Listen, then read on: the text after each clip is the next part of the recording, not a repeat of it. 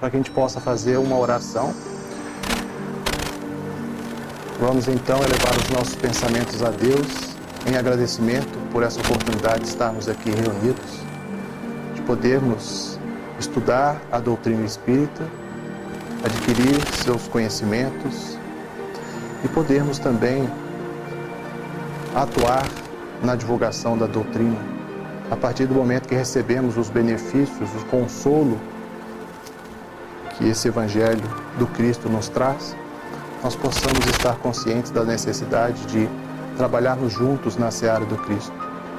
Agradecemos a todos pela presença, pela espiritualidade amiga, que certamente irá nos apoiar nesse nosso projeto de divulgação. Agradecemos a Deus por tudo, que assim seja.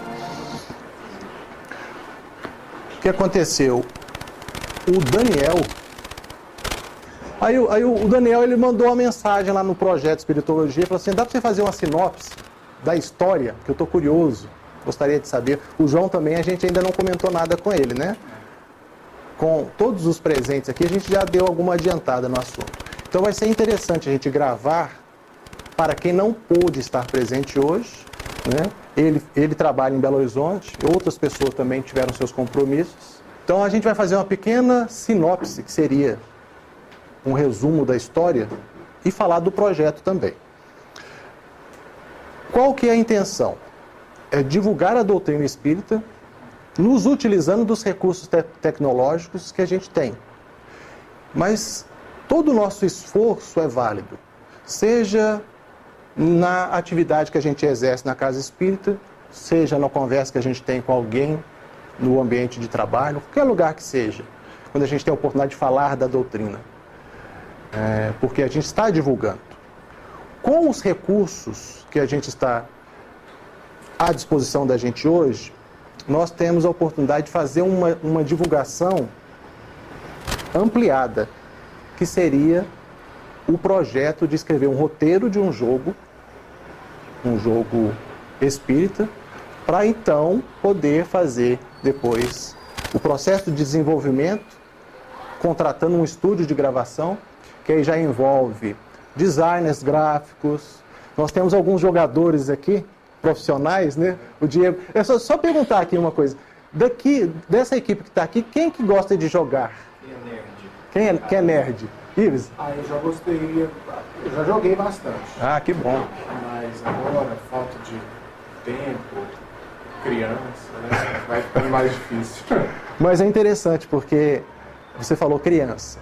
Uma das coisas que a gente está pensando em desenvolver esse projeto e realizar, né, o desenvolvimento do jogo também, é justamente deixar esse legado para as crianças, os jovens, com algo que pode ser, né, a pessoa pode acessar o jogo no celular em qualquer lugar do mundo. E aí ele vai jogar e conhecer sobre a doutrina espírita. Então, se você quiser que eu vá atendendo, viu? pode, fica à vontade. Pronto? Tá, chiou muito, eu não escutei. Eu já abriram lá, viu, gente? Aí o que acontece? O projeto é esse, é a gente escrever o roteiro de um jogo. A nossa intenção é fazer uma saga na forma de uma trilogia, com 3 jogos. Delton? Então qual que é a nossa intenção? Fazer... Aí chegou mais um jogador profissional aí. Player, um hardware game. Então, qual que é a nossa intenção? Delton, é fazer uma trilogia. O primeiro jogo vai ser o jogo da história da humanidade. O segundo jogo vai ser dos tempos atuais. E o terceiro jogo, nós vamos então simular um mundo de regeneração. Nós vamos, através da criatividade, do embasamento doutrinário, nós vamos construir um ambiente de um mundo e uma humanidade já vivendo uma condição de regeneração. Mas assim, vocês vão falar, poxa, ele está falando de uma trilogia, de uma saga em que esse protagonista que vai ser exilado de um outro mundo vai vivenciar várias reencarnações aqui no planeta Terra e depois vai ter a oportunidade de retornar para o seu planeta ao final do jogo. Aí ele não tá, como se diz, sendo muito, poderíamos usar o termo assim, ambicioso, nem fez um, já está pensando no 2 e no 3. Então, é só para esclarecer que dentro de um planejamento estratégico, de um projeto, você tem que pensar nas consequências e no pós-primeiro jogo, né? Então, nós estamos pensando, imagine a situação. O Vicente acabou de mostrar para a gente aqui esse manancial de conhecimento. E aí ele reservou, Roberto, para essa prateleira aqui, alguns autores de excepcional conhecimento, autores espirituais, que têm a intenção de trazer esse conhecimento para nós que estamos aqui encarnados. Então, o segundo jogo, por exemplo, nós teremos um avatar, um mentor. Então, quando a pessoa, o jogador, qualquer parte do mundo, quando ele logar no segundo jogo, ele vai ter esse avatar que vai, se a pessoa conversar, vai ter uma inteligência artificial por trás do avatar, desse mentor espiritual, a pessoa vai conversar com ele e, de repente, a gente sabe, algoritmos, inteligência artificial e esse cabedal de conhecimento, há como a gente, junto à Associação Médico Espírita de Minas Gerais, validar essa construção desse banco de dados de forma que, por exemplo, o jogador ele está com um processo de tristeza muito intensa, depressão, ele pode estar pensando até em autoextermínio, buscar o suicídio, que hoje, infelizmente, em 40 segundos, uma pessoa se suicida no mundo. Então, ao conversar com esse avatar, com essa inteligência artificial, ele vai buscar, se a pessoa falar assim, eu estou muito triste, estou com depressão, estou pensando até em me matar. É óbvio, é muita responsabilidade você colocar uma inteligência artificial conversando com alguém, porque depois você pode até receber algum tipo de penalidade. A questão jurídica, e o Diego é uma pessoa da área. Se a pessoa depois ela comete alguma coisa, algum ato, e os parentes podem até falar assim, não, ele conversou com o avatar aí de um joguinho que ele estava acessando e por isso ele fez isso. Então, por isso que é importante a gente ter uma inteligência artificial rodando, buscando essa informação aqui, mas também ter um processo de validação dos médicos, né, que seria essa Associação Médica de Minas Gerais. Então, um dos projetos para o segundo jogo, que vai ser sobre os tempos atuais da humanidade, é colocar essa... Porque se a gente tiver sucesso na implementação... Boa tarde, boa noite. Se a gente tiver sucesso na implementação do projeto, de criação do roteiro, de desenvolvimento do jogo, né, de publicar esse jogo na internet, e de que vários jogadores, usuários, mundo afora, gostem, né, então a gente tem possibilidades de conseguir angariar recurso para produzir o segundo.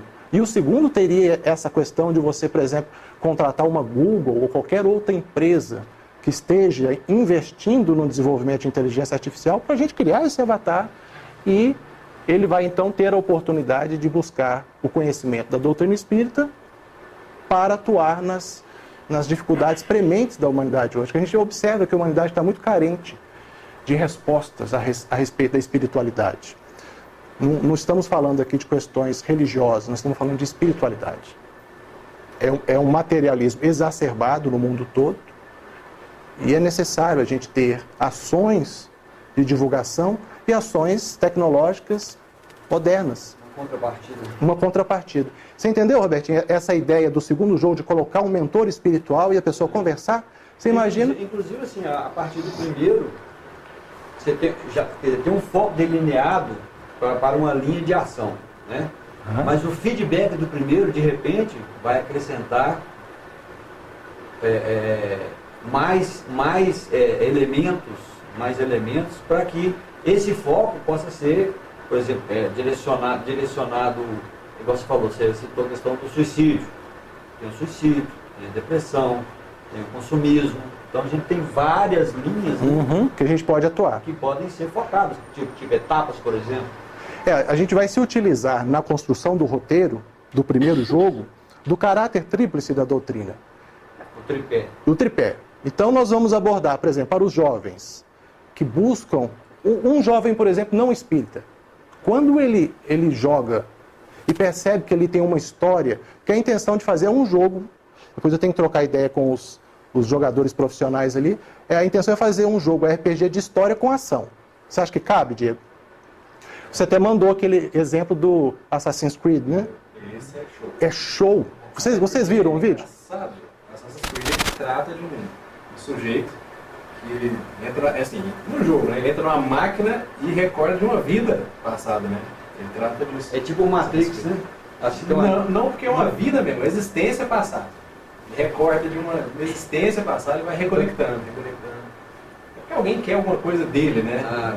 Um tesouro. Geralmente é assim, ele está escondido há muito tempo, né? E ele teve participação em esconder isso, geralmente é assim. Mas faz esse link, conexão com vida passada. Tem um filme disso, tem livro. Sim. Pois é, aí então a gente observa que já tem jogos nessa linha. Já tem um link, né? Já tem, né? E esse é um jogo de sucesso. Mas aí qual que é a nossa intenção? A gente vai falar de doutrina espírita, sem ser proselitista, sem querer convencer ninguém a se tornar espírita, sem doutrinação. Mas nós vamos falar, porque aí nesse jogo, que você citou o exemplo, precisou de uma máquina. Mas no nosso, nós vamos falar de como é o processo das múltiplas existências. Nós vamos trazer um protagonista exilado de um outro planeta, então nós já estamos falando de transmigração de mundos habitados. Que a pluralidade dos mundos habitados já é uma das bases da doutrina espírita. Exilado de capela. Exilado de capela. Você pode falar de que é da astronomia. Assim, o leque, as possibilidades são imensas. Ao trazer, então, porque aí nós vamos falar da viagem intergaláctica, porque de fato é isso. O nosso planeta fictício Mébulo está a 44 anos-luz. Alusão a capela, né? 42 ou 44, né? 42, né, Vicente? Então, olha uma viagem numa distância dessa. A ciência hoje, a ciência com a física clássica, muitas vezes, e até a física quântica, ela não entende uma viagem acima da velocidade da luz.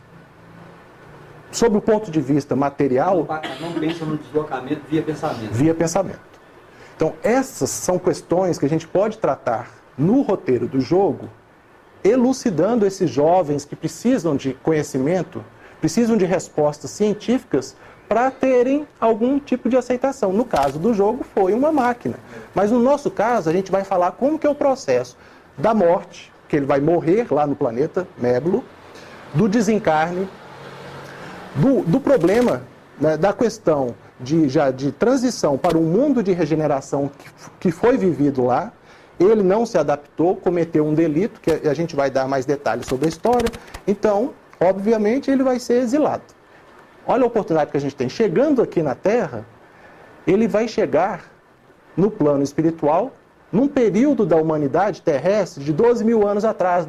Vicente, você calcula, pelos seus estudos, que a chegada dos capelinos, que depois criou-se o mito de Adão e Eva, da raça adâmica, né, e tudo mais, que foi exilada do paraíso, mas você calcula que 10 mil, 12 mil anos atrás, quando os capelinos chegaram, inaugurou-se uma transição de um mundo primitivo para um mundo de expiação e provas. Eu lembro de você ter falado para isso pra gente, né, Tatiane, nas aulas do Vicente. A última era glacial, né? Depois da última era glacial, ou durante ela, né, Vicente? Já estava terminando essa era glacial, e então teve essa enxertia, vamos dizer assim, de espíritos altamente intelectualizados. E em expiação, né? Em expiação. Então nós vamos falar disso no jogo. Uma coisa interessante que eu observei, Nilson, foi você que publicou, né, os videozinhos. Daniel, né? Eu achei interessante, assim, porque tem vídeos lá que parecem uma historiazinha romanceada, da menininha e tal, e tem outros que tem cenas, né, de tiro, de revólver e tal, porque assim, a gente quer fugir, né, dessa questão da violência, que já banalizou de uma coisa violenta. Mas esse também é um link, por exemplo, na questão do desencarne, a forma como vai desencarnar, quer dizer, de repente uma cena de identificação com a nossa realidade que vai exatamente servir de gancho para aqueles que estão só nessa sintonia. Sim. Entendeu? Um link através daquilo, quer dizer, o cara de repente vai acessar o jogo achando que ele vai ter uma metralhadora de última geração para matar não sei quantos, e sangue espirrando para todo lado, né? Então, assim, o link Seria exatamente a condição da violência em si que vai projetá-lo, então, no pós-desencarne, né? É por isso que vai ser importante essa equipe multidisciplinar. A gente estava até conversando sobre isso, né, Diego? Sobre essa violência. Por quê? Subliminarmente, com o apoio das psicólogas aí que vão participar do projeto, né? A gente pode passar mensagens, não fazendo apologia à violência, mas tentando... Retratando que é a realidade que nós vivemos. Então o Diego, eu perguntei, Diego, você gosta desses jogos? Ele falou assim, eu gosto de jogo de ação, mas de violência, de pancada, de sangue, você não gosta. Delton, você gosta desse estilo de jogo? Ou você gosta de qualquer tipo. Então, pois é, mas você está vendo como que o nosso público-alvo são jovens de 15 a 30 anos pelo mundo afora. Então, você tem um outro problema. O que é violência para você e o que é violência para ele? São dois campos totalmente diferentes. Sim. E mesmo sabendo o que é a doutrina espírita, o campo de visão, de interpretação do que seja violência, tem nada a ver. Não tem como a gente falar da história da humanidade sem o processo da violência. Sem espada, sem... Na época glacial, comer um pedaço de braço seu não era violência. Sim. Mas é questão de sobrevivência. Mas essas partes históricas que vão ter que abordar a questão da violência, que faz parte da nossa história, eu penso que pode ter um mecanismo dentro do jogo de abordar a questão sem cenas, talvez sem cenas explícitas de violência, porque Emmanuel diz, nós somos responsáveis pelas imagens que a gente plasma na mente das pessoas. Então isso é um campo muito delicado. E o mal não merece destaque. Exatamente. Então quando você vai abordar um jogo cujo centro é o espiritismo, tem que tomar muito cuidado com essas questões, mesmo em se tratando da abordagem da realidade. Porque essa questão de plasmar na mente das pessoas determinadas cenas é muito perigoso em se tratando dos princípios doutrinários. Agora, abordar a questão da violência sem explicitar imagens que favoreçam uma interiorização, uma fixação da cena, talvez uma história que relate... Sem aprofundar, é só o ponto de... Exatamente. É o ponto de linkagem. Que ele falou, ele é eclético. Né? Então, por exemplo, para ele pode ter canhão e pode ter outra coisa. Porque a abordagem é só assim, é a coisa do cotidiano. Por exemplo, a gente vai ver a André Luiz em Nosso Lar, o início, né, como foi retratado no filme, por exemplo, muito bem adaptado, mas do livro com mais detalhes ainda, é um ambiente extremamente hostil. Né? E no filme mostra cenas grotescas mesmo, de chicoteamento e tal. Então, assim, não é fazer apologia, mas é usar o link da realidade, porque senão fica parecendo uma coisa muito fictícia. E pode abordar também o tema livre-arbítrio, porque você pode pôr dois caminhos. Porque assim, é uma forma de subliminar, de atrair. Violência, quando você narra ela, a reflexão de uma coisa pela ali. violência, né? O jogo tem um caminho. E ele tem a opção de optar pela não violência. Aqui, ó, vocês ouviram o conselho da Tati. Todos os conselhos de vocês foram sábios e importantes. Mas a gente precisa ponderar na criação de um roteiro que tenha atratividade para um público, né? Um público pelo mundo afora. Não espírita, né? Não espírita, mas eu fico preocupado com o que o Ives falou. É difícil, igual, por exemplo, o livro Paulo Estevam, 2000 anos, quando você lê o livro, você já vê as imagens, você não está vendo, mas você já plasma. Mas o que acontece? Quem abre para ler um livro, quem abre um livro Paulo Estevam não é um pré-adolescente. Com todo respeito a um pré-adolescente, a uma criança, depende do público que você vai querer atingir. Por exemplo, Nosso Lar, como o Roberto falou, tem cena de violência. Mas você pode fazer uma pesquisa de jovens de 12 a 17 anos de idade que leram o livro Nosso Lar. Nem nunca ouvi falar, né? Não leram. Você pode até chegar no público. De você falar da violência, de não plasmar a violência. Mas eu falo assim, nos livros, quando mas você está lendo, uma construção mental, né? Você já imagina a com cena. Imagem, e quando você trabalha com teatro, que você vai trabalhar com emoção, depende do que você quer focar. É igual quando você vai ter uma cena de nu num teatro. Se o escrito pedir a cena de nu, ele é normal. Agora, se você fizer a cena de um e o texto não pedir, ele fixa. Entendi. Depende do seu objetivo. Isso é o objetivo. O foco, né? O foco. Aí, o que o texto e a imagem quer falar. O que a Tatiane falou lá atrás? Uma coisa interessante, quando você vê tem aquele filme lá, acho que há 2000 anos, mostra um cara... O livro, né? Não, o filme lá, como é que chama? Então, me ajuda aí. Aquele filme que conta lá, o início da história da humanidade lá. Esqueci o nome do livro. Da Guerra do Fogo, não? É a Guerra do Fogo, mas ele tem um outro nome. Tem uma cena de um homem dando um tacape na cabeça da mulher e arrastando ela. Você não vê violência? Por causa do contexto. O contexto, depende do contexto. Mas todo o filme a tá linguagem, certo? Isso.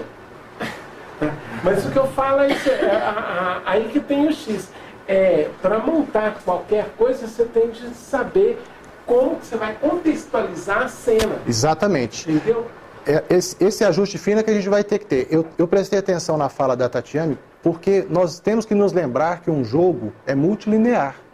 Não estamos falando de um roteiro de cinema, de novela, de teatro. E o que acontece? Quando ela menciona lá, vai ter no nosso script, vai ter a possibilidade do jogador, para ele sentir essa imersão no mundo do jogo, ele tem que poder optar, né? Então, a gente coloca uma situação para ele, num momento de decisão. Não é isso, Tatiana, que você está falando? Coloca as opções. Se ele escolher por fazer... Vários episódios, assim, vários momentos do jogo, ele vai ter que ter opção, assim, o que eu vou fazer? Qual que é o caminho que eu vou tomar? Igual, né, todo mundo... Que vai ter a ver com o perfil individual de cada um. Aí, tipo assim, às vezes até para instigar, eu acho, no adolescente que gosta da violência, para ver que a violência lá no final do jogo, ela vai ter um caminho. Talvez até para ele poder voltar e falar assim, não, agora eu vou optar por outro caminho que não seja só o da violência. Fazer com que ele reflita, né? Exatamente. Acho que primeiro vocês devem, antes dessas discussões, para não ficarem voltando assim, você teria de definir o que você quer, qual que é a faixa etária que você pretende. 15 a 30 anos. Nossa O público-alvo. Senhora! E um detalhe importante, 15 a 30 anos, público feminino e masculino.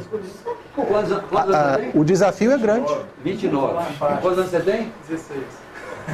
Nossa Senhora! Resolvido. Tô na faixa. Então, o que acontece? Você tem que realmente definir um público-alvo.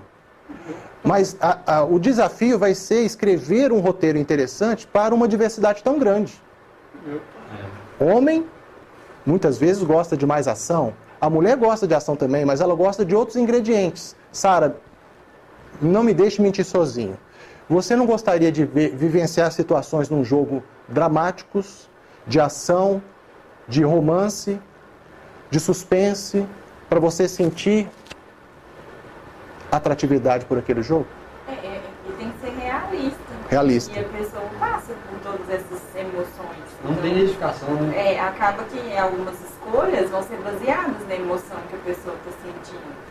E aí, a partir daquela emoção, ela toma a decisão e aí a gente consegue mostrar, não, essa emoção, essa a sua consequência, sabe? Sim. Aí entra a questão que eu estava conversando com o Diego também. E aproveitando a aula do Vicente, que ele já ensinou para a gente aqui muitas vezes. Do processo, trazendo para uma ideia cartesiana, do processo de desenvolvimento do ser. O progresso intelectual no eixo X, não é isso, Vicente? O progresso moral no eixo Y, a hipotenusa ou resultante é a evolução espiritual. Então, nós vamos ter no jogo um sistema de pontuação, que é o que a Tatiana estava falando agora. Se ele optar pela violência, talvez ele não vai ter uma pontuação adequada para atingir certas habilidades ao longo do jogo. Se ele tomar as decisões, racional, violenta, pontuação X. Conciliando as questões, que vai ter 2, 3 opções no momento de decisão do jogador. Conciliando as opções, se ele tomar uma outra decisão, ele vai ter uma outra pontuação maior que vai habilitar ele a adquirir habilidades ao longo do jogo. Então, é uma alternativa para a gente... E respeita-se o livre-arbítrio. E respeita o livre-arbítrio. Se quiser continuar em sintonia, mesmo não tendo a pontuação, porque o que é o atrativo do jogo é ganhar. Superar desafios. Superar desafios, não, eu falo assim, não é do nosso jogo, eu falo dos joguinhos. Ah, sim. É não ver a expressão game over, né? É sempre a pessoa que quer sempre atingir o objetivo de ganhar. Então, no que é violento, em que a violência é o foco, por exemplo, de tiro e tal, o cara sai matando todo mundo e ganha vida, não sei o que, tal, o cara é premiado com mais violência que ele pratique. No nosso caso, o enfoque é o contrário. É o contrário. Quer dizer, quanto mais ele refletir que existem outras formas de ser premiado que não a violência, então, quer dizer, aquele que está disposto à mudança, ele vai entrar. Às vezes avançar nas fases, nos capítulos, né? O que não quer, para ele vai ser desestimulante. Mas é o quê? É o livre-arbítrio dele, a escolha dele. Isso aí que você está falando que é importante, a gente usar a criatividade. O coleguinha dele gosta de jogo violento também, mas fez outra escolha. Então começa a agir dentro do grupo, dos iguais. Isso, é verdade. Aí quando você fala de game over, eu penso o seguinte: um outro diferencial do jogo é que não tem game over. Tem game over nos jogos atuais, Diego? Morre, mas como ele tinha as estaminas, não é isso que você estava me explicando outro dia? Aí ele tem uma carga lá que ele pode reviver. Seria isso? A estamina, na verdade, seria para limitar o tempo do sujeito ficar jogando. Ah, sim. Tem outros mecanismos, né, de reviver, ele vai ganhando população. As vidas. O nosso é um pouco diferente. Né? Reviver, ele morre, ele continua vivo. Né? Pode ter alguma coisa assim, forçar o cara e depois buscar o jeito de voltar e encarar aquilo que ele ficou, enfim, né? Mas a estamina, no caso da energia, o sujeito não ficar 10 horas, né, jogando lá direto, joga até acabar a estamina e tem que dar um prazo para recarga. Agora eu entendi, a estamina, qual que é o... stand-by, né?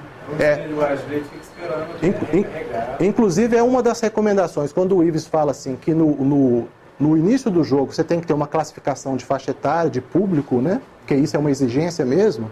Nós podemos também colocar essa questão, até mesmo pensando no vício. Um jogador ficar 10 horas jogando, isso é totalmente inadequado, né? Então, tudo isso nós temos que ponderar nesse projeto. Aí quando você fala então do game over, eu estava pensando o seguinte: o diferencial do jogo vai ser que o jogador conduzindo o protagonista, Delton, vai, em determinada situação de perigo, ele vai sucumbir, vai morrer. Mas só que não vai ser um game over. Aí nós vamos agora retratar como é a vida no plano espiritual, quais as consequências das nossas ações durante a nossa existência na carne. A gente vai continuar narrando, até que, na mudança de um capítulo, de uma fase para outra, esse protagonista o jogador vai poder escolher, então, reencarnar esse protagonista em uma determinada época e escolhendo em qual país que ele vai nascer. É um outro diferencial que a gente não vê nos jogos. Isso vai demandar para a gente também muita escrita, muito roteiro, muita definição de cenário, muito estudo de época, de costumes. Pesquisa. Muita pesquisa. Por isso que as equipes têm que ser grandes. No primeiro momento, a gente, assim, 4 equipes com 8 pessoas, mas seriam 32. Desse contingente de pessoas que foram convidadas para participar do projeto, dessas 32, a gente sabe que metade vai ficar mais na questão de consultoria, de apoio, de pesquisa, e uma outra metade vai aderir à escrita do roteiro em si. Nós vamos até mostrar a área de trabalho agora para a gente aqui. E que dessas pessoas que vão estar escrevendo, é importante também que a gente passe essa noção de todas essas particularidades. De como a gente tem que fazer um jogo, a escrita de um jogo atrativo, mas também não podemos deixar de falar sobre a doutrina, e essa é a intenção. Aí quando a gente traz, então, a gente estava falando, o Vicente deu essa dica para a gente, inaugurou a transição de um mundo primitivo para um mundo de expiação e provas. Imagina, Vicente, a gente vai ter no jogo o narrador, nós vamos ter o espírito protetor, nós vamos ter o mentor espiritual. Esse mentor espiritual é o que a gente falou que depois ele vai no segundo jogo avançar para uma inteligência artificial. Mas nós vamos ter. Então você imagina esse protagonista, Vicente, sendo trazido de um planeta exilado antes de encarnar. Porque ele ainda não encarnou no planeta Terra, então é a primeira encarnação dele. Você imagina o espírito protetor, que no caso dele vai ser a mãe, ele foi exilado. Quem acompanharia um filho para um exílio no mundo primitivo? Só podia ser uma mãe mesmo, né? Então, o espírito protetor conversando com o mentor, e o mentor falando para ele, inclusive, Vicente, falando de como é o processo de melhoramento no perispírito, né? Nessa transição lá dos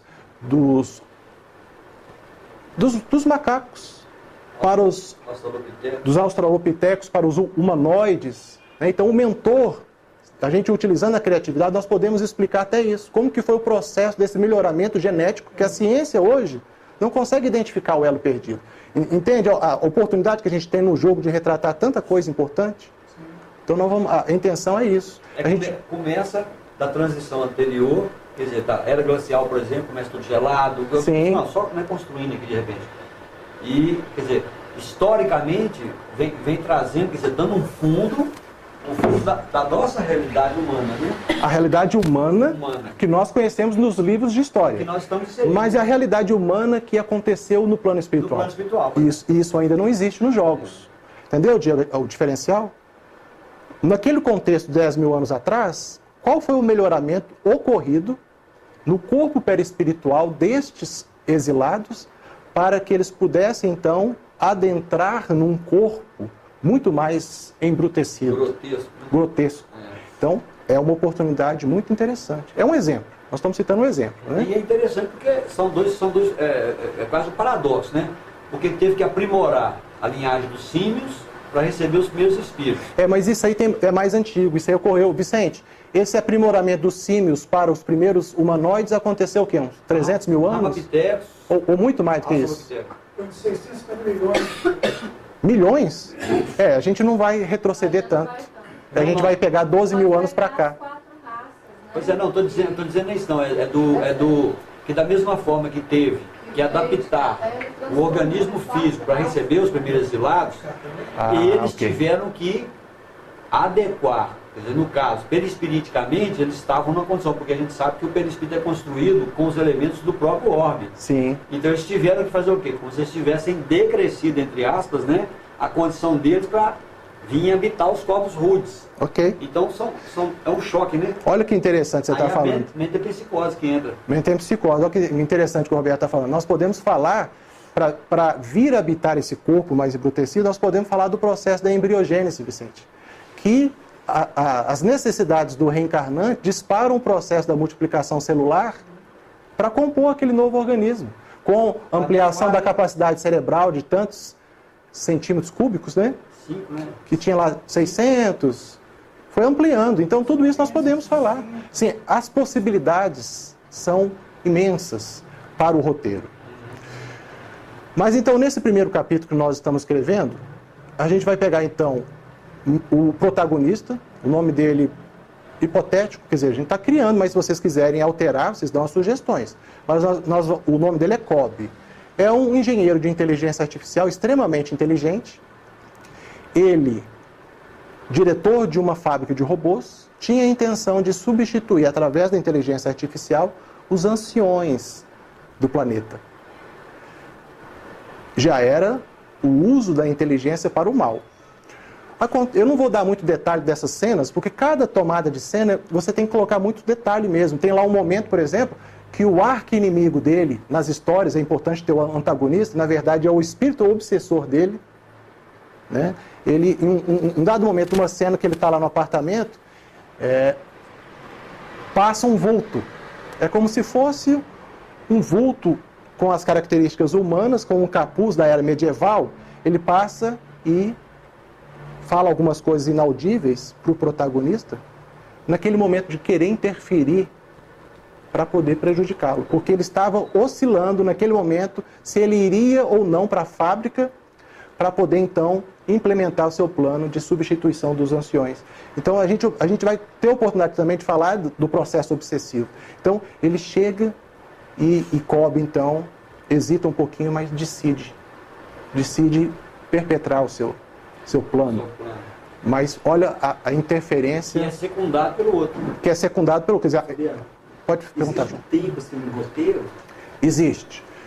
O que o Delton me explicou é o seguinte: você tem que criar cenas com início, meio e fim, com uma coesão, mas você não pode criar tomadas de cena muito longas e capítulos muito longos. Porque você imagina, vão ser 30 capítulos ou 30 fases. Em cada um desses capítulos, o jogador pode optar por 2 projetos reencarnatórios, né? Então você imagina, se a gente começar a multiplicar aqui 30 capítulos, vezes 2 projetos reencarnatórios, já dá 60 projetos reencarnatórios. Se eu multiplicar cada projeto reencarnatório por 20 tomadas de cena, então 60 vezes 20, 1.200. 1.200 tomadas de cena. Para cada tomada de cena tem, é o que a Tati estava falando do livre-arbítrio, tem, em um momento de decisão, o jogador pode escolher a opção A, B ou C. Cada um vai levar ele para uma situação diferente. Então você multiplica isso aqui por 3 e depois você coloca em cada a área de trabalho que está aqui, que eu vou mostrar para vocês, cada tomada de cena, cada opção são 99 linhas de roteiro. Então você começa a gente multiplicar isso tudo aí, então é extenso. Um jogador pode achar enfadonho, ficar jogando um jogo não acaba nunca. O primeiro jogo vai ter essa dimensão, que é a história da humanidade. Tem que fazer uma linha e depois... Isso. Sempre passar por revisão. Inclusive, quando a gente for para a fase de gravação, que é um estúdio que nós vamos contratar para isso, ele vai fazer correções, nós vamos ter que fazer revisões no nosso roteiro. Por isso que é importante você... O mais simples é o melhor. Não é isso, Delton? Menos é mais. Menos é mais. Então, a gente conseguir colocar de forma sucinta, sabe, Vicente? João? Vivenciar, trazer emoção, mas de forma... Não podemos alongar demais. Quem trabalha nessa área, que vai saber falar assim, direcionar mesmo, né? Porque, como você falou, alguns vão ter ideias, outros vão escrever e tudo. Mas já sabe quem que é essa pessoa que vai falar assim, ó, vocês vão escrever tantas páginas aproximadas, que disso a gente vai tirar, né? Tecnicamente, na equipe, nós temos 4 pessoas, que são mais técnicos. O Daniel Cabral, né, que ele está fazendo pós já na área. Nós temos o Marco Aurélio Borges, que é sócio do Sérgio Bebiano. Ele, inclusive, já escreveu, já produziu um jogo. Nós temos o Robson, do Centro do Estudantes do Evangelho, que é um cara de TI também. O Alan Vilaça, que está lá em Belo Horizonte, que ele é programador Java. A intenção nossa é fazer o jogo para Android, porque é um sistema operacional que até ele predomina, né? Porque você tem liberdade de instalar muitos aplicativos sem custo, enquanto o aplicativo da Google... O iOS da Apple. O iOS da Apple A maioria é pago. Então, a nossa intenção é focar no Android. E eles certamente não vão ter tanto interesse, a menos que seja rentável. Aí eles vão ter bastante interesse. E é só para... Você está falando de rentabilidade, é só para falar que nós vamos produzir o jogo, nós vamos fazer o crowdfunding, que é uma vaquinha virtual. Temos já vários padrinhos, né? Décio Andro, Rossandro Klinge, Anete Guimarães, vários. Simão Pedro, Haroldo Dutra, eu vou conversar com ele também sobre o projeto. Não, ainda não. Que vão ser padrinhos no sentido de a gente conseguiu escrever o roteiro? Ok. Agora a gente precisa de gravar o vídeo com os padrinhos para fazer a vaquinha virtual, o crowdfunding, para arrecadar fundos para produzir o jogo. São pessoas que vão dar uma vitrine, né? Vão dar a vitrine. Depois o povo falar no YouTube que a gente está aqui. Exatamente. Gente, o projeto é esse, eles vão falar para a gente. Vamos fazer uma publicidade. Aí tudo bem, a gente arrecada os recursos necessários e consegue produzir. Contratar um estúdio de gravação e produzir o jogo. Aí, ok, a intenção nossa é divulgar a doutrina espírita, não é obter lucro. Em momento algum a gente tem essa intenção de obter lucro. O objetivo é outro. Vulgarizar a doutrina espírita. Vulgarizar a doutrina espírita. Projeto 1868. Mas um jogo, para você hospedar ele em data centers espalhados pelo mundo, por que você tem que ter vários data centers? A gente conversou aquele dia lá no supermercado, né, Ibis? Rapidamente, com o Tiago lá. Porque custa. Você ter a manutenção, você hospedar, né? Então custa isso. A intenção, então, é você disponibilizar o jogo de graça para quem quiser fazer o download, mas quem quiser contribuir para o projeto para fazer o desenvolvimento do segundo jogo, simbólico, 99 centos de dólar, a nossa intenção é 99 centos de dólar. Então a pessoa pode contribuir. Ok, se a gente conseguir sucesso em fazer um jogo criativo, atrativo, as pessoas vão querer um segundo jogo. Aí nós já vamos estar escrevendo o roteiro do segundo. Entende? Então, o objetivo é esse. É conseguir arrecadar o dinheiro para produzir, para manter ele no ar, porque se você Tem que se auto-manter, né? Auto-manter.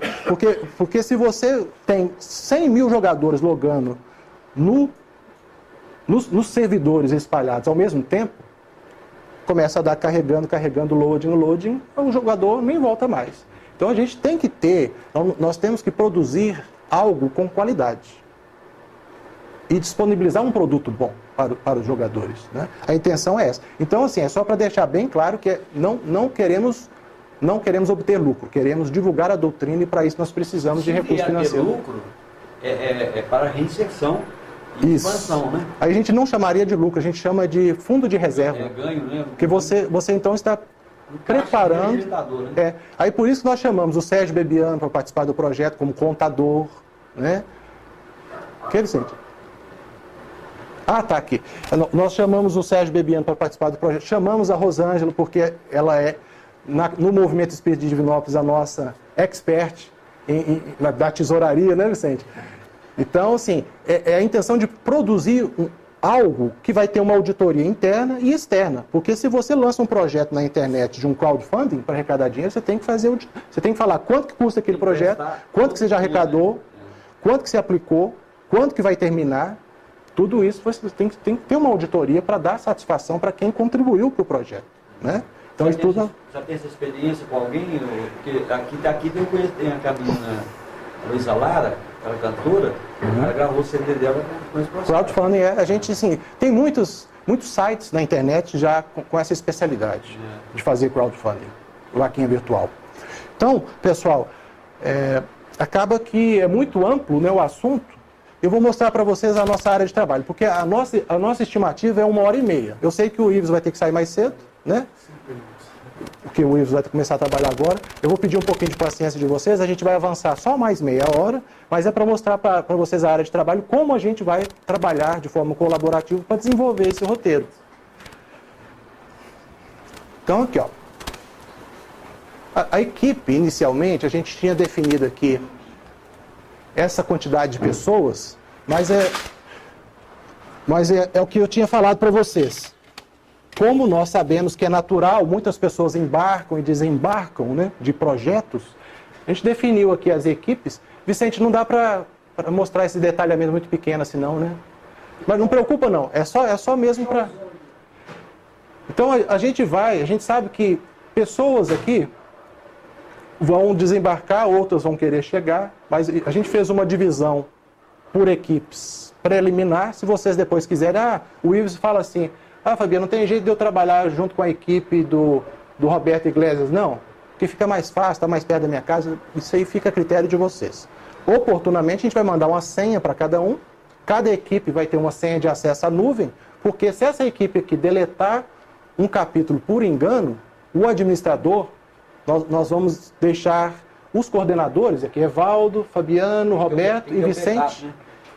Esses 4 aqui, num primeiro momento, né, a gente não sabe se o Evaldo vai confirmar a participação dele, seriam os coordenadores. Então esses 4 coordenadores vão ter a senha da nuvem como administradores. Então se uma pessoa aqui, por exemplo, vamos colocar aqui, a Lili, ela foi lá e deletou um capítulo, uma tomada de cena que a gente tinha escrito já. Enquanto administrador da nuvem, eu posso recuperar isso, entendeu? Então é importante a gente ter acessos com usuários e senhas diferenciados à nuvem, porque qualquer descuido a gente consegue reverter. Aí com a configuração de determinados acessos restritivos. Né? Não, todos vão ter acesso para edição, para download, acesso geral. Mas se acontecer algum imprevisto, tem como a gente recuperar enquanto administrador. Aí depois eu te mostro direitinho. Tem que ter essa...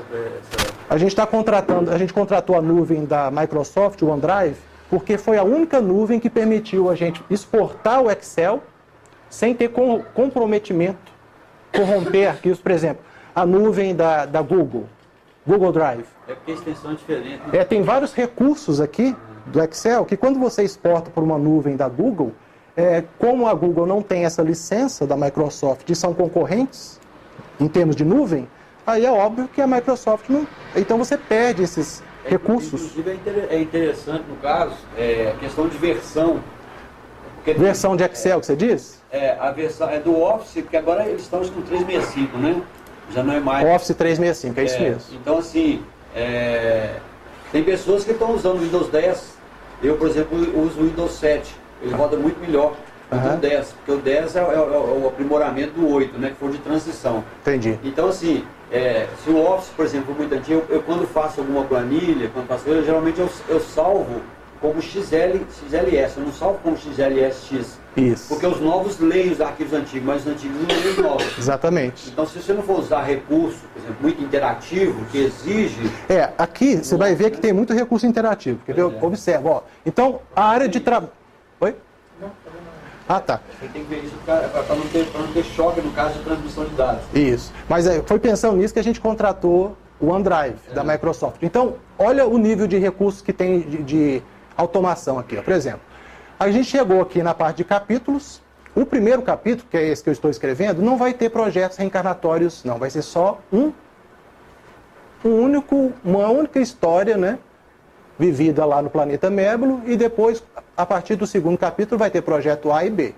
Eu não vou me delongar muito aqui, mas só para mostrar para você os recursos que estão sendo criados aqui, de Excel. Então você clica aqui no primeiro capítulo, aqui já tem os projetos reencarnatórios, você clica, no caso do primeiro capítulo, é o único projeto reencarnatório, né? Aqui nós já temos as equipes de roteiristas. Suponhamos, né, que esse primeiro capítulo esteja sendo escrito pela equipe C. Então a gente clica aqui, chegamos nessa tela, aqui é só para mostrar que está em andamento a escrita da versão original do roteiro. Depois, quando a gente contrata um estúdio de gravação, sempre tem que ter revisões. Então a equipe de roteiristas vai passar pela revisão 1, revisão 2, 3, até chegar numa versão final negociada com o estúdio de gravação, e depois uma versão em inglês. Então quando você clica aqui na versão original, que é a que a gente está escrevendo, nós temos aqui em andamento, introdução, em andamento, a primeira tomada de cena. Fabiano, o Esperanto também não seria interessante, não? Porque é um idioma que o Espiritismo abraçou como causa. Sim. Né? E como é um jogo que tem pretensões mundiais, vamos dizer assim, seria uma forma também de levar o Esperanto. Porque eu vi o inglês ali, ok, é a língua mais falada depois do mandarim.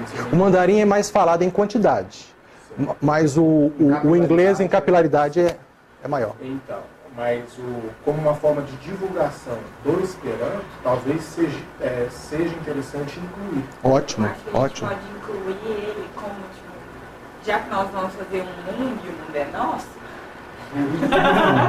a gente pode colocar como uma coisa que no Opcional.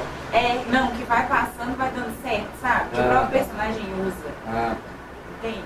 Aí vai fazendo algumas inserções. Tipo uma evolução do próprio personagem. Tem uma moça que chama Renata Ventura, e ela fez uma trilogia, tipo um Harry Potter brasileiro. Ela fala que ela inspira na J.K. Rowling para fazer. E os livros dela tem vários termos que ela usa no meio do livro que são inspirantes. Os livros dela são sucesso com jovens, sabe? Então, assim, são inserções que você não impõe, mas que já atiça a curiosidade. Essas inserções podem ser até colocadas na forma assim de o jogador poder optar. Naquele momento, então a gente abre ali uma possibilidade, não sei, o Diego, Delton podem dar dicas para a gente, de clicar ali e mudar vamos dizer assim, a linguagem, né? O idioma, né? Mas foi muito bem colocado. Então aqui, quando a gente clica aqui na tomada de cena 1, a gente tem uma área de suporte, né, que aqui vai falar assim, ó, equipe de roteiristas que foram designados para esse projeto reencarnatório, dicas. Quando a gente vem aqui nas dicas, nós separamos por tópicos uma infinidade de dicas aqui que vocês vão poder depois acompanhar. Aqui eu já estou com um problema técnico, viu, Roberto? Tinha aqui, ó, inserir comentários. Cada um dessas aqui tem um comentário. Quando você passa o apontador do mouse, ele abre a caixa com... Geralmente quando você põe um comentário no Excel, aparece um triângulozinho. Vermelho. Ali já deu um problema. De compatibilidade de versão, talvez. Depois eu vou ter que olhar. Mas é só para mostrar para vocês que a gente catalogou aqui 162 dicas de como escrever um roteiro de jogo eletrônico. Então aqui já é uma forma para facilitar para a gente poder criar, né, avançar na criação do projeto. Mas depois eu resolvo esse problema técnico aqui. Então, só para... Quantos anos está fazendo isso? Tem 3 anos. Mas assim, não pode colocar isso em tempo. Ele me falou. Mas não pode colocar isso em tempo, não, porque eu já falei para o Vicente, espíritos rebeldes e preguiçosos têm que arcar com a responsabilidade. Não, faz só na hora certa. Pode esquecer. Ok, obrigado. mas é porque eu abandonei o projeto e reativei depois. Não, tem 3 anos. Agora, com relação, só um adendo aqui que eu gostaria de trazer. Vicente, você consegue captar o Ives falando, consegue? Aí? Nossa, pode falar. Mas o que acontece? Você falou dos recursos financeiros para reinserção, auto-reinserção, né? Vai captando e vai. Isso. Mas vai ter um cabeça do projeto, que eu acho que é você, que vai ter uma dedicação gigantesca para fazer um jogo como esse. Uhum. Penso eu, não sei a opinião dos companheiros, que dependendo da entrega que você vai destinar para esse projeto, eu não sei como que é a sua vida particular no sentido do seu trabalho, das suas atividades. Um projeto desse exige que pelo menos uma pessoa tome a frente e dedique um tempo monstruoso para concluir. E essa pessoa, eu creio que vai ser você, que vai ser o organizador, que vai pegar e tal. Eu acho justo você não querer virar Zíbia Gasparetto, né? Ficar milionário com o produto. Mas de ter vamos dizer assim, não sei, mas isso é com você também. Só tô dando eu posso te falar minha opinião sobre isso? Sim. Eu já entendi o que você está querendo dizer. O trabalho é voluntário. Outro dia eu comentei com o Vicente aqui, a gente estava aqui, né, Tati? Estudando aqui com o Vicente, aí eu comentei assim, a minha esposa ganhou um carro, a gente estava em dificuldade financeira, ela fez a oração, pediu a sua oração, no dia seguinte ela foi sorteada num carro do ABC. E tem gente mandando mensagem no projeto Espiritologia aqui. E a gente sabe que... Não, explica, eu não pedi carro, não. Não, você fez uma oração pedindo para ajudar, né? Aí no dia seguinte a gente ganhou um carro. Mas o que eu estou querendo dizer é o seguinte, a quem muito é dado, muito será cobrado. Né? A gente sabe disso. Fica a sua... Tá, mas aí qual que é a nossa intenção? Ou todo mundo, ou ninguém. É a minha opinião. Vamos supor que a gente em algum momento consiga, para produzir o segundo jogo, que vai ser um roteiro extenso, nós vamos falar dos tempos atuais, de todas as premências, né?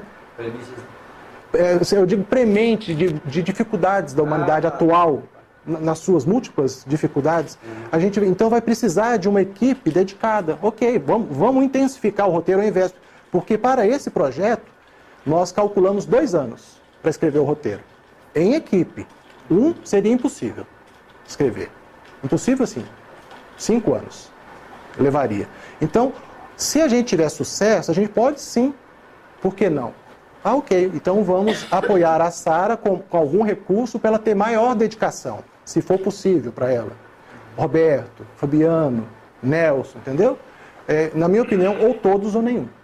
Entendeu? Eu falo porque tem até um tabu no meio espírita, né? E a biografia de Gabriel Delane, que foi um dos baluartes do espiritismo, o mentor espiritual dele chegou e falou assim, olha, você vai ter que dar o suporte para a codificação, dando o sustentáculo de uma literatura que vem em torno para que a codificação possa reluzir ainda mais. Uhum. E ele diz o seguinte, você vai ter que ter dedicação integral ao espiritismo. E isso o mentor falando para o Gabriel Delane. Você pode consultar a biografia dele. Ele falou assim, você vai poder ganhar com seus livros.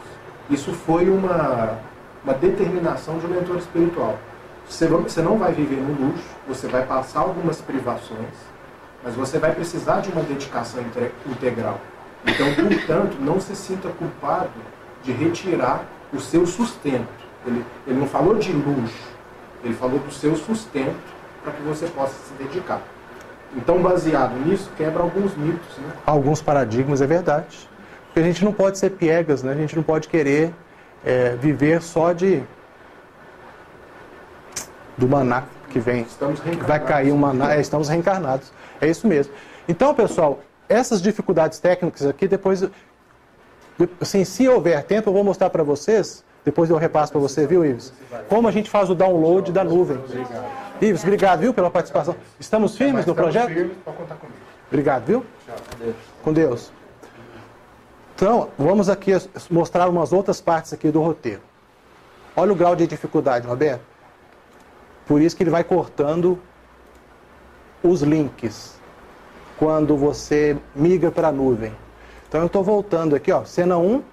Então, aqui nós temos, então, a definição, o sistema de pontuação, como que vai ser feito, o elenco, a criação dos personagens principais, coadjuvantes e figurantes, porque a nossa intenção é exilar, não é só o protagonista, não. Nós vamos exilar o protagonista, o antagonista, que é esse espírito obsessor, mas nós temos que ter uma coerência na criação desse personagem. Tem uma rede, né? Aqui, ó, já tem experiência de escrever roteiro para teatro. Então, mas você já interpretou peça, né? Era o Duda, ele era É o Dudo. Então, o que acontece? Quando eu falo, Roberto, quando eu falo de um obsessor que vai ser o antagonista, que vai ser exilado também, tem que ter uma coerência com a história de vida dele. Por que os dois são inimigos? Entendeu? É nessa parte aqui, ó, deixa eu mostrar para vocês, rapidamente. Mas que eu quero mostrar mesmo, por enquanto, não é isso. Então aqui a gente vai poder criar o perfil destes personagens. Por exemplo, Cobb, que é o nosso protagonista. O que nós temos aqui de criação da personalidade dele? Nós temos a possibilidade de colocar aqui sugestão de traço fisionômico para o designer do jogo, quando ele for fazer, né, Diego, essa parte aí de designer gráfico e tal, a gente pode colocar aqui o que a gente... Traços fisionômicos, nós podemos colocar estilo de roupa. Isso aí você vai ser inserido como comentário? Não, isso aqui somos nós, roteiristas, que vamos criar esse personagem nos seus múltiplos aspectos. Por exemplo, aqui nós vamos falar dele, ó, características físicas, nós vamos falar de comportamento emocional, psicológico, para dar uma... Por que aquele espírito obsessor tem tanto ódio do Cobb? Então vamos relatar aqui. Eles têm uma história em comum, entendeu?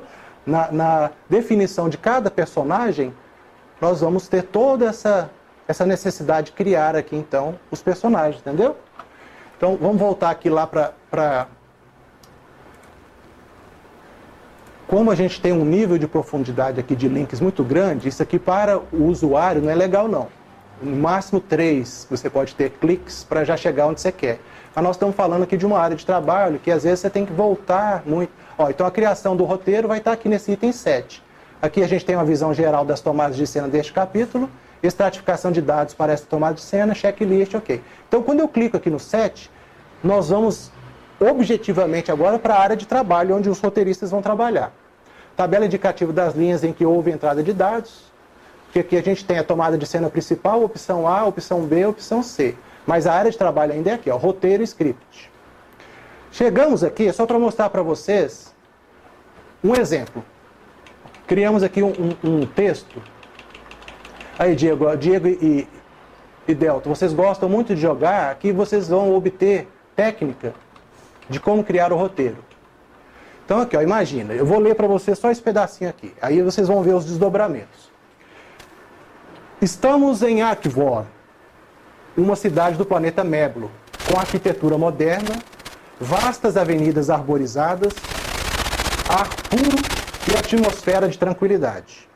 Aqui vive uma civilização avançada, em que os cidadãos demonstram responsabilidade coletiva, grande capacidade de trabalho e profundos valores intelectuais, quer dizer, é um mundo de regeneração. No entanto, ainda encontramos homens egoístas e orgulhosos, que é o nosso exemplo do nosso Cobb, né, nosso protagonista que vai ser exilado. Eles dissimulam suas reais intenções para conseguir atingir seus objetivos. Buscam ascensão social, não sentindo remorso em passar por cima dos outros. Cobb é um engenheiro de inteligência artificial bem-sucedido na vida profissional, se tornou de... Aqui faltou aqui uma palavra aqui para dar uma ligação. Que se tornou diretor de uma grande indústria de robôs. Mas que vocês estão vendo? Foram só 5 linhas de escrita que o narrador está falando. Mas olha a necessidade da gente, para a gente chegar nessas 5 linhas, olha o que a gente teve que pensar aqui para poder colocar. Então, ó, eu crio um código de personagem, o narrador é 1P01 narrador. Defino um ator de voz.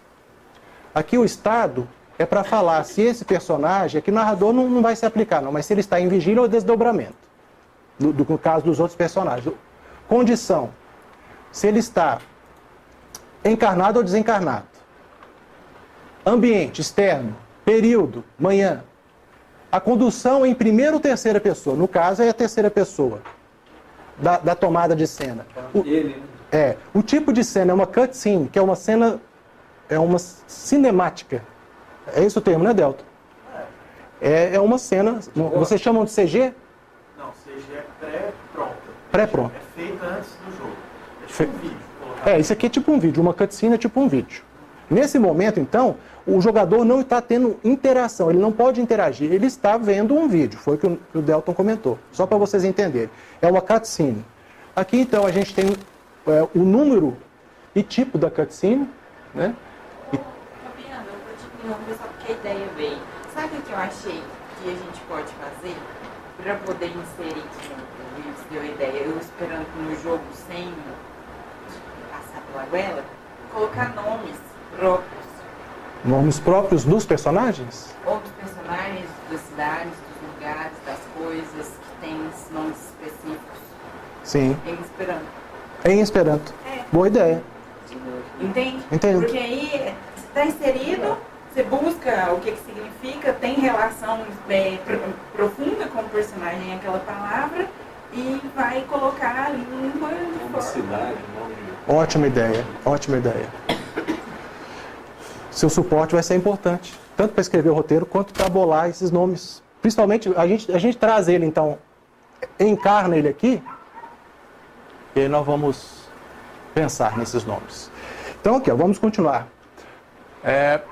Ok, então se eu clicar aqui, ó, nesse tipo de cena, nessa cutscene, ele já vai abrir para mim, porque nós, enquanto roteiristas, temos que pensar nesses detalhes. Então, para você passar por um estúdio de gravação, você tem que colocar Constelação do Cocheiro, Planeta Meblo, a cidade de Akvorn, tá vendo? A gente está passando noção para quem vai programar e fazer o design do que a gente quer. Ali você foi de Excel para PowerPoint? Isso. Então aqui, ó, você tem, ó, olha como que é um sequenciamento de cena, de cutscene.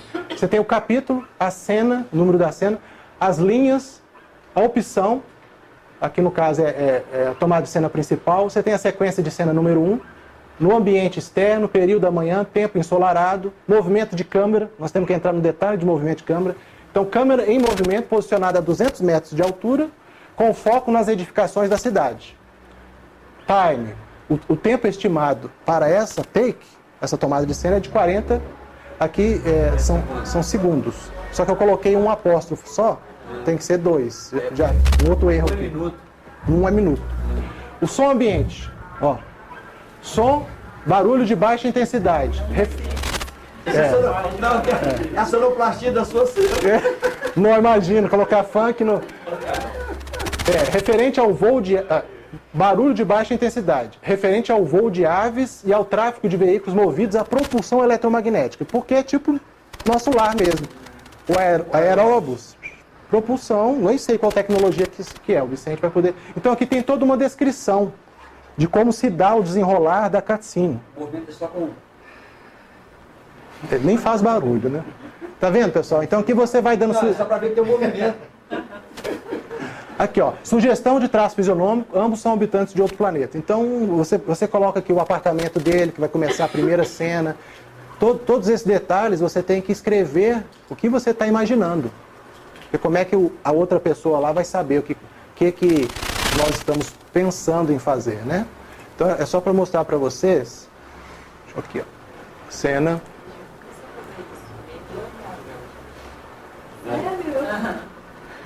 Que, Sarinha? Você já começou a fazer os nomes já em Esperanto? Já sem saber? Já. Qual que você viu? Akvorn, se você tirar o R, vira Akvorn, então é água. Água. Ó, cidade água. Você viu a imagem da cidade? muito, me lembrou.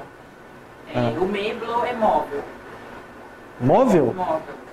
Ah, tá. Eu tô falando méblo, não tem um acento agudo, né? Meblo. Então meio que acho que você já estava... Eu estava sendo inspirado e você... Telepaticamente. Ok, mas se você concordar, a gente usa esses nomes. Então aqui, ó, intervenção. Nesse momento é o narrador falando. Então quando eu falo aqui, nessa célula que é o narrador, aqui a gente vai ter uma estratificação de dados que eu vou mostrar para vocês também, que calcula tudo para a gente poder... Quer ver, ó? Deixa eu pular aqui, depois eu volto no narrador. Olha a quantidade de informações que só aquelas 5 linhas já mostraram aqui, ó. Atores de voz são 2. Total de atores de voz. Tem total de personagens principais 2. Total de personagens 2. Total de palavras, áudios, porque isso aqui vai ser falado, uma cena falada pelo narrador, né? O total de linhas 5. Momentos de decisão, por enquanto, não tem nenhum, que é uma cutscene, né? Não tem nem interação do jogador. Quantidade de opções disponíveis. Em um dado momento lá, vocês vão ver que o jogador pode optar em fazer 3 coisas diferentes. Tá vendo? Então, todas essas compilações de informações são importantes para você contratar o estúdio. Ó, estúdio, eu tenho um roteiro com tantas mil palavras, tantas mil linhas, tantos atrizes e atores de voz. Então, a gente tem que fazer isso tudo, entendeu? Para poder... você obter um orçamento, uma proposta comercial do estúdio condizente. Porque se você chega, tá aqui, ó, tá em Word, tem 300 páginas aqui de roteiro. Para o estúdio de gravação te passar um preço fica difícil, entendeu? A intenção aqui também é essa, além de você trabalhar na técnica de escrita do roteiro. Então, avançando, ó, monólogo ou diálogo, narrador com o jogador. Movimento de câmera, que é também chamada de loading screen show. Aqui, ó. Câmera em movimento posicionada a 200 metros de altura com foco nas edificações da cidade. É o que a gente falou lá naquela outra descrição de tomada de cena. Quando o Ives falou assim, vai ter que ter uma pessoa, tal, realmente, o que vocês forem escrevendo de roteiro, eu tenho que colocar naquelas PowerPoints com aquelas sequências de cena. Então, ou o coordenador pode fazer isso, coordenador de equipe, para não sobrecarregar um só. Cada coordenador vai ter uma atividade específica também, além de escrever o roteiro. Com exceção, né? Isso. Aqui, ó. Então, ó, nota para o ator ou atriz de voz. Porque quando você quer passar uma emoção, a interpretação do ator de voz é fundamental. A gente não tem noção Diego e Delton. Vocês que jogam jogos de console, não tem lá toda uma entonação de voz que um determinado personagem... Então isso é fundamental. Atuação. O dublador é ator, certo? Ator. Inclusive, tem que ser ator. Inclusive, eu já uma época fiz uma pesquisa para fazer um curso. Eu sempre quis ser dublador. Quando eu era criança, eu imitava os personagens dos desenhos da minha época, né? O Leão da Montanha, o Alligator, o Alligator, O Silvio Santos o ali. Scooby-Doo e tal. Então, assim, eu gostava muito de fazer voz. Aí eu fui pesquisar, e nos cursos que são oferecidos atualmente, você tem que fazer o curso de ator para poder fazer o curso de dublagem. Sim. Tempo. Quanto tempo? Acho que Tempo. Pois Você tem que adequar aquela cena naquele tempo, com aquela emoção, né, Nelson? É isso, é a entonação. Tudo, O cara né? faz o quê? Ele pega uma fala e ele tem que reinterpretar. Quer dizer, ator. Isso, tem isso. Entonação. Tempo. Tem que ser ator. Tem que ser ator. Não, só que nós temos. Reinterpreta. Só que nós temos inúmeros dubladores que não são atores, né? E isso passou a ser uma exigência entre aspas, assim como foi a questão do curso de publicidade, né? Que depois eles derrubaram a exigência de para você trabalhar nos meios de comunicação, você tem que ter uma faculdade. Porque tem a metade dos profissionais que fizeram até a mídia, né, do Brasil, são práticos. Né? Pessoas que têm, às vezes, assim, em termos de conhecimento, muito mais do que pessoas que... E a questão do dublador, mesma coisa. Nós temos hoje mais ou menos 50% dos dubladores não são atores. São práticos. São práticos. Então, assim, na época eu fiquei meio desanimado. Eu não queria fazer o curso de ator. Aí foi quando eu estava procurando, quando eu vim pra cá, eu estava querendo ser ator e eu entrei na peça do Zé Amaral de Era o diabinho todo. Michel, peça famosa. Vamos avançar. Então, por que a gente colocou aqui? Nota para o ator ou atriz de voz. Narrador com impostação normal de voz, em língua inglesa. Então, roteiristas precisam passar o que eles pensaram da emoção da cena para que o ator de voz possa internalizar e fazer a entonação que ele, como ator, vai ter a criatividade dele, interpretação, né? Então, aqui, ó, quando a gente avança aqui, ó, descrição de como se dão os acontecimentos. Exemplo, como personagens são conduzidos pelo programa ou pelo jogador. Então aqui, ó, o narrador descreve a cidade ultramoderna localizada em um planeta da constelação do Cocheiro. Aqui é só porque é o narrador, porque se fosse uma outra cena com o personagem, teria que descrever como que o jogador vai conduzir ali, dar alguns detalhes. Aí entendeu? no caso a constelação vai ser Cocheiro para fazer essa analogia com... Não teria problema, a gente pode manter Cocheiro, por que não? Né? Não, seria uma forma de brincar, né? Exatamente. Para o bom entendedor, um pingo é letra, né? Quem já conhece a história, né? Então aqui, ó, possibilidade de jogo multiplayer, é isso que eu preciso de olhar com o Delton, com o Diego e com os técnicos da equipe. Como a gente poderia implementar, porque tem uma atratividade diferenciada quando o jogo é multiplayer. Mas num jogo de história RPG eu não vejo muito como, sabe, Diego? Delton, não sei. Teria que bolar alguma... o que é o multiplayer? Multiplayer a Lívia está logada, eu também estou logado, a gente está interagindo no ambiente do jogo, naquele mundo ali, na narrativa. Você tem um servidor que transita os dois jogadores. Ao mesmo tempo. Uma sala de então, se a gente conseguir colocar online e multiplayer, quer dizer, jogando com mais pessoas ao mesmo tempo. Você pode fazer uma session com várias pessoas jogando uma sessão. Mas você está querendo focar num jogo de história. Jogo de história. Se você colocar um multiplayer, você vai tirar 50% da essência do jogo, que ele quer te passar a história. O multiplayer você vai ficar mais focando em jogar com seu colega, para ver como que é fazer outras coisas. Às vezes uma ação ali, né? Então... Agora o multiplayer celular eu nunca vi. Só em jogo de desktop e console, né? Então, aqui, é óbvio que está aqui, ó, possibilidade de jogo multiplayer, sim, como? Mas a maioria das vezes vai estar aqui como não. Talvez a gente não vai conseguir desenvolver esse jogo multiplayer. Mas foi só prevendo uma possibilidade, né? Mas aí vocês depois a gente analisa juntos. Roteirista, que tem algumas observações. Por exemplo, eu estou copiando, né? Estou produzindo essa tomada de cena. Então eu coloquei aqui alguma coisa. Linhas de 1 a 5. Nestas primeiras cenas do nosso jogo, ficou ruim, né? Para ouvir? observar que somos uma sequência cinemática, uma cutscene, ou também chamado Tem. Nosso mestre da técnica. Windows Media? Vicente, não há interação por parte do jogador, ele só observa o que está sendo. Dá um pouquinho de agudo, dá um pouquinho de grave. E nestas primeiras linhas do roteiro, o narrador então vai falando sobre a cidade de Akbor, que é uma cidade do planeta Melo, que fica na constelação do Cocheiro. A câmera está em terceira pessoa, com uma focalização aérea dessa cidade. Está em movimento posicionada a aproximadamente 200 metros de altura, com foco nas edificações da cidade, demonstrando que podemos observar que há aves voando, tem uma praças muito largas, essa cena tem aproximadamente 40 segundos. Observa-se também um som ambiente com o barulho dessas aves e também alguns veículos movidos a propulsão eletromagnética. Há sons baixos de fundo, mas o que predomina realmente é a voz do narrador, que ele está então descrevendo a cidade de Akbor. E a gente observa que o ideal seria que nós pudéssemos ter essa narração na língua inglesa, né?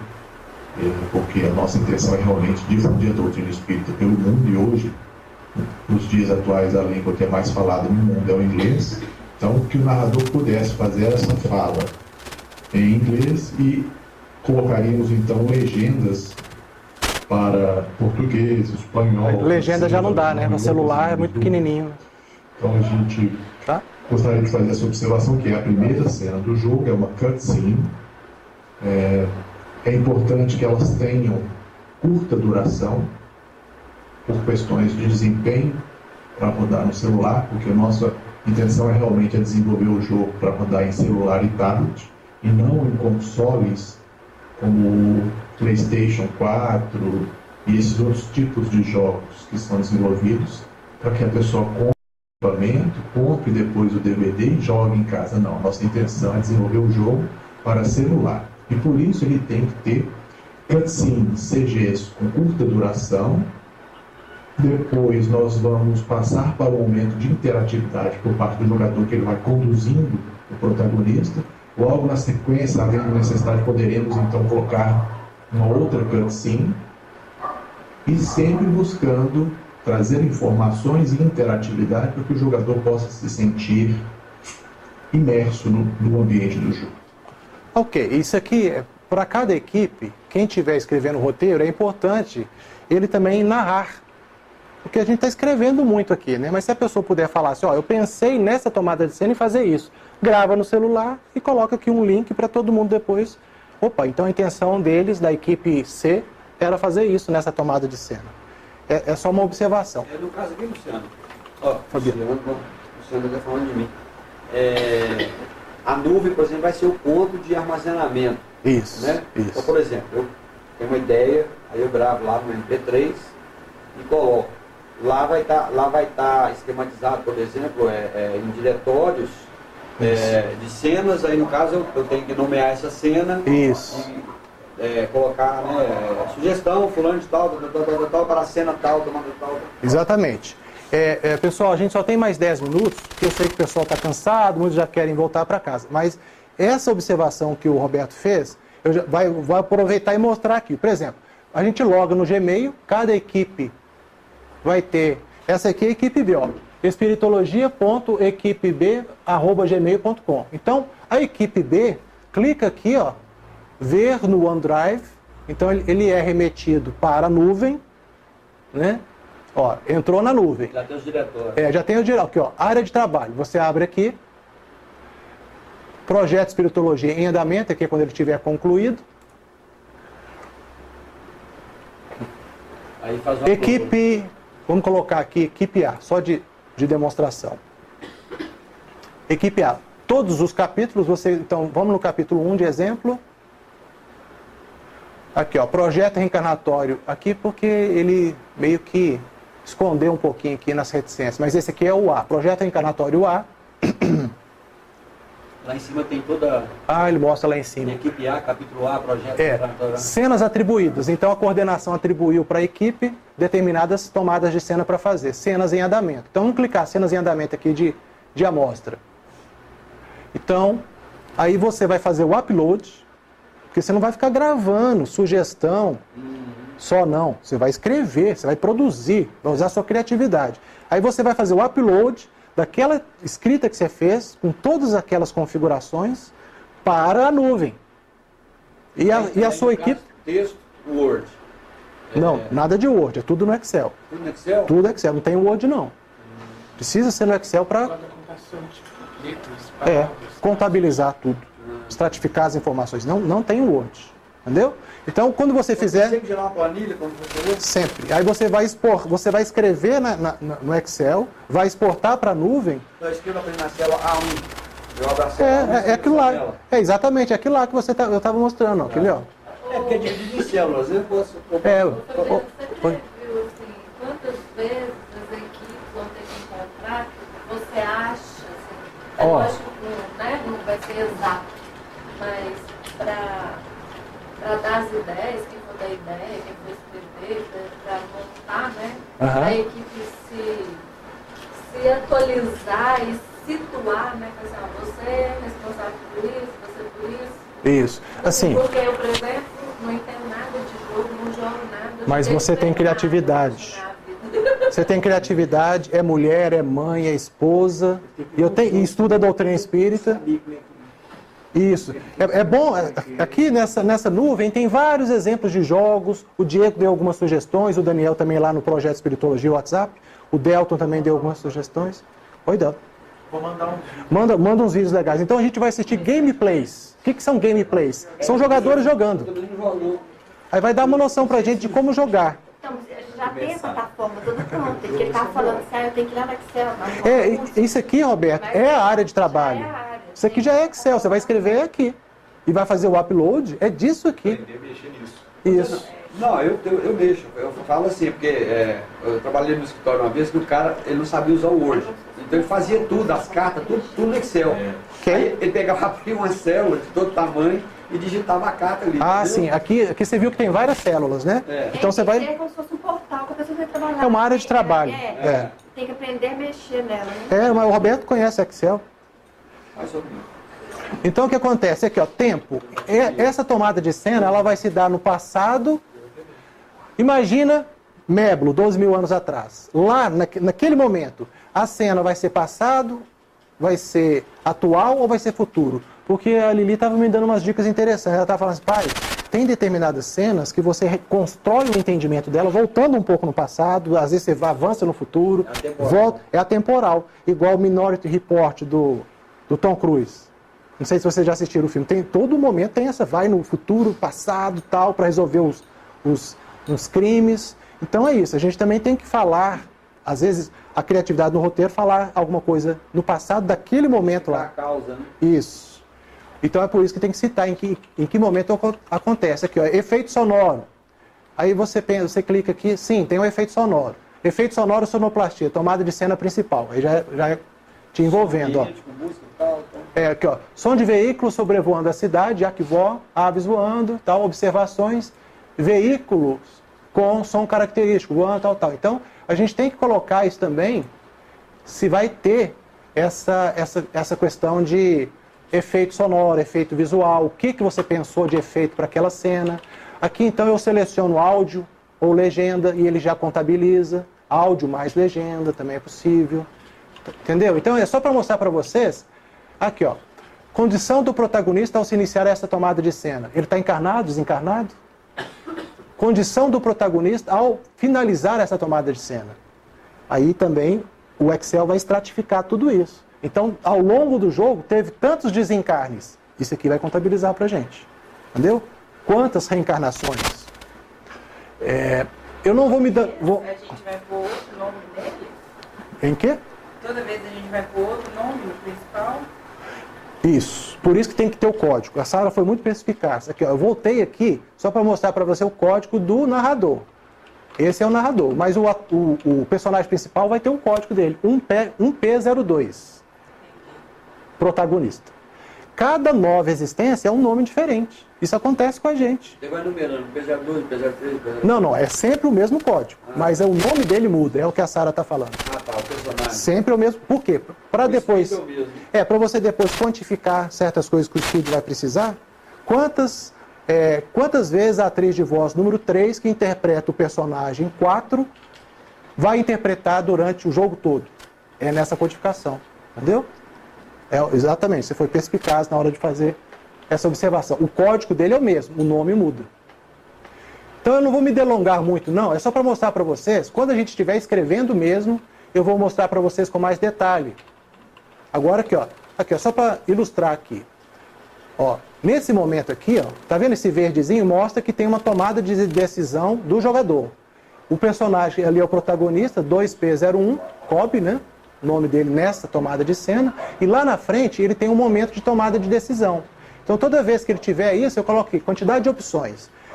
Ele está dentro do apartamento dele. Então, se o jogador optar por fazer opção A, andar pelo apartamento, eu já estou criando lá algumas coisas. Ele vai, por exemplo, o jogador gosta de, como é que seria o termo, Diego? Interagir comigo. Interagir, investigar, Delton, explorar. Então, a gente vai colocar uma série de sequências de cena com essa exploração, ok.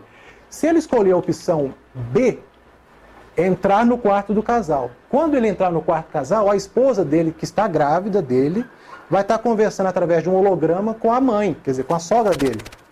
E ela está falando para a mãe dela, mãe, eu estou preocupada com o Cobb, porque ele anda meio estranho. Por quê?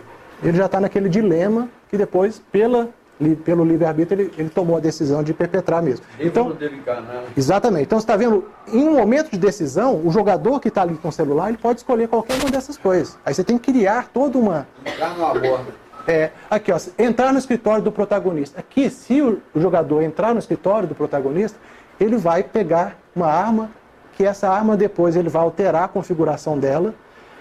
Num mundo de regeneração já não há armas letais mais. Mas ele, como é um engenheiro de inteligência artificial, altera a configuração e a arma passa a ser letal. Lá na fábrica, quando ele vai entrar no processo de fuga da polícia, né, ele vai matar um policial. Então isso aí é o que vai realmente sacramentar o exílio dele. Porque ele alterou com a intenção de matar e matou um policial. Premeditado. Então, ele foi premeditado. O agravante para o exílio dele. Tá vendo? Então, em cada quando eu tô aqui, ó, a gente está na área principal, ó, tomada de cena principal. Em cada uma desses aqui eu tenho que criar as linhas. Ó, eu clico aqui na opção A, vou clicar aqui na linha 6, já me mandou para aqui, ó, A. Então, opção A. Eu tenho que escrever tudo aquilo que a gente escreveu lá na tomada de cena principal, agora quando o jogador optou por fazer aquela opção A. Então tem que ter toda essa escrita do que acontece. E, na verdade, você vai ter que ter o roteiro em todas as opções. Por isso que fala multidisciplinar. Para cada tomada de decisão tem um outro roteiro, entendeu?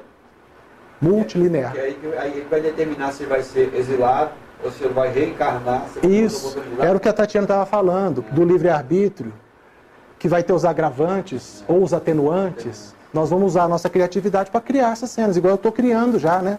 Esse momento lá na fábrica, que o próprio comparsa dele o traiu e denunciou para a polícia abordou e ele, no momento de fuga, então, aí a gente já vai pilotar o jogador para cada tomada de cena. E a intenção agora para a sequência é criar o nosso plano de ação, mandar para cada coordenador, né? Se vocês quiserem permanecer nessas equipes, essas senhas de acesso à área de trabalho, à nuvem, para vocês fazerem um download. Porque eu poderia colocar aqui no pendrive e na casa de cada um instalar lá essa área de trabalho, mas é muito mais fácil cada um fazer o download da sua casa para o seu computador dessa área de trabalho e depois combinar. Igual a Tatiana perguntou, como é que vai ser a estratégia de reunir as pessoas? Cada coordenador, como são 4 equipes, vai definir. Ah, não, o coordenador da sua equipe, Tati, eu não sei quem que é não, é o Vicente. Tá, o Vicente então definiu que esse mês, as 5 tomadas de cena daquele projeto reencarnatório, vai ser você que vai escrever. Ok. Para o mês que vem, para ele equilibrar, para não sobrecarregar ninguém, ele define que a outra pessoa que vai escrever mais 5 tomadas de cena é o seu Benjamin. Entendeu? Então o coordenador define, distribui a carga de trabalho para não sobrecarregar um ao outro e combina também como se encontrar. Porque remotamente, Tatiane, você pode escrever na sua casa. Estou com umas ideias ótimas aqui. Se você tiver dúvida, pergunta para o seu coordenador. Os coordenadores, o Roberto, o Evaldo, o Vicente, vamos estar interagindo e a gente vai estar disponível para gravar áudios e mandar no grupo. Ó, pessoal, é isso. Cada grupo vai ter o seu WhatsApp, nós vamos ter um WhatsApp do projeto Espiritologia como um todo, né? Se vocês quiserem mandar conversar só no grupo de vocês, não, a gente vai fazer uma surpresa do que a gente está pensando aqui para esse projeto encarnatório. Vamos deixar eles no suspense. Aí vocês interagem lá, entendeu? Então, assim, pelo menos uma vez por mês, a gente gostaria de fazer uma reunião com todos. Seja virtualmente, através do Skype, Hangouts, né, e outros. Messenger dá para fazer.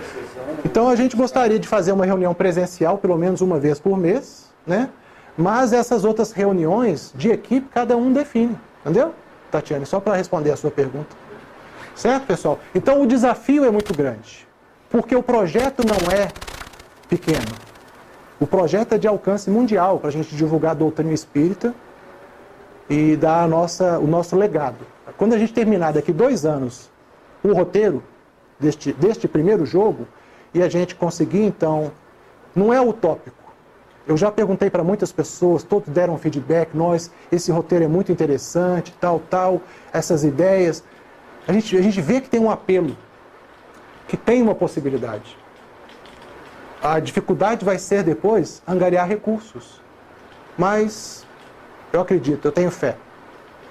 Deus proverá. Porque nós todos estamos imbuídos num trabalho de divulgação da doutrina. Não é pouca coisa não, a nossa responsabilidade é muito grande. E a princípio parece, principalmente questão tecnicamente, né? Por exemplo, essa planilha Excel aí, ela já é uma planilha de geração mais atual, né? A interface gráfica dela já é bem mais dos office atuais, né? Do que aquela tradicional. Aqui, Roberto, o que está acontecendo é que a planilha está te direcionando. Nós todos somos leigos na escrita de roteiros de jogos eletrônicos. Tati, boa noite. Obrigado, viu, querido? Boa noite, obrigada. Vai com Deus. Depois a gente conversa mais. Então, a intenção de fazer essa área de trabalho é para te direcionar. Leigo, que nunca escreveu um roteiro, o que eu tenho que preencher? Já está aqui. Entendeu? A intenção é essa. Altamente complexa. Não é fácil. Eu não vou mentir pra ninguém, não. Viu, Diego? Você que é um hardcore aí na hora de escrever, de jogar. Esse negócio aí eu entendi 5%. Ok, mas nós todos... Eu tava pensando aqui com a nova. Tem um negócio até uma ideia que eu posso treinar todo mundo nisso. Uma ideia ou não, ao contrário. Centralizar em alguém de cada equipe e ficar só com isso. Cada equipe pode bolar uma estratégia, né? Que eu acho pouco produtivo, na verdade, é alguém ficar por conta disso. Definir. Para não ter sobrecarregamento, Obrigado, viu, Delto? Depois a gente conversa mais. Beleza, tchau, gente. Tchau, boa noite. Sarinha. Obrigado, viu, querido? Até amanhã. Obrigado. Fala com Deus. Pessoal, realmente a gente já está estourando o tempo. Era 1h30. Uma colocação dentro do que ele falou. Exatamente para não ficar centralizada sobre a questão, igual o Luiz falou, essa é questão de demanda de tempo, né? A gente tem muito pouco tempo. Sim. Então, como a gente tem hoje a internet como meio, né? Facilitador, pergunta, né? Então, de repente, assim, a gente marca uma reunião dos coordenadores e cada coordenador trazer pelo menos 2 pessoas do grupo. Ótimo. Para a gente poder treinar. E entrar mais na operação da planilha, de buscar os recursos e para a gente então passar para o grupo. Ótimo. Porque senão fica todo mundo, aí fica complicado. E se ficar só para o coordenador, fica a mesma coisa. Não dá. Você delega para 4 pessoas e o resto fica só aguardando esse intercâmbio, né? Quer dizer, eu acho assim, 3 pessoas pelo menos de cada grupo. Sim. O coordenador e mais 2 ou 3 pessoas. Depois vocês vão ver naquele material lá da internet, da nuvem, vocês vão ver algumas entrevistas. Pegar o jeito. Pegar o jeito. jeito vira mecânico. Isso. Depois é a criatividade. Aí é o uso, né? É o uso. Apanhar. Vocês vão ver que não tem muito mistério, não. Padrão. É um padrão. É um padrão. É pegar o isso, padrão. Isso. É sequencial. Mas aí a gente vai funcionar os coordenadores como multiplicadores. A gente aprende, repassa para a equipe e treina todo mundo. Ok? Dentro do plano de ação, para a gente começar a escrever já, porque o primeiro capítulo eu estou escrevendo. Eu queria até pedir para vocês que vocês pudessem acessar a nuvem, ver os vídeos. Tem vídeo explicando sobre jogos, sobre o processo da gamificação, João. Como que o processo educacional pedagógico hoje está avançando no campo da gamificação. Tem vídeos super interessantes falando sobre isso. Tem vídeo falando da Ubisoft. Você que estava falando, né, da Ubisoft. Ela está em 17 países. Ela tem 17 estúdios em 17 países. É uma empresa francesa, um estúdio de gravação francesa, de produção de jogos. Tem lá o vídeo falando sobre a história dela, da Ubisoft. Tem falando sobre a história dos jogos, super interessante. Então, o que eu queria propor para vocês como plano de ação, nas próximas 2 semanas, todo mundo assistir os vídeos, explicando de como a gente deve criar os roteiros, o que é jogo, e daí eu vou apresentar para vocês o primeiro capítulo escrito. Esse primeiro capítulo já escrito, então, vai servir de base até para treinamento, Roberto. Porque quando as pessoas verem lá, está aqui, ele pensou nessa cena, como é que ele escreveu, como é que ele fez isso? Entendeu? Então, se tiver algo já escrito, vai nortear os roteiristas. Tem referência. Tem referência. Então, por isso que eu estou escrevendo o primeiro capítulo. Entendeu? E dá uma direção, né? Uma direção. Exatamente. Porque você é o diretor geral da coisa, né? Não. Eu estou aprendendo agora. Eu acho que não. Ok? Vicente, inclusive, a gente conta com você como coordenador, hein, para você aprender aí a Excel e tal. A gente vai fazer um treinamento juntos aí. Você vai ver que não tem mistério, não. Então a gente agradece a participação de todos, viu, Diego? Bacana demais.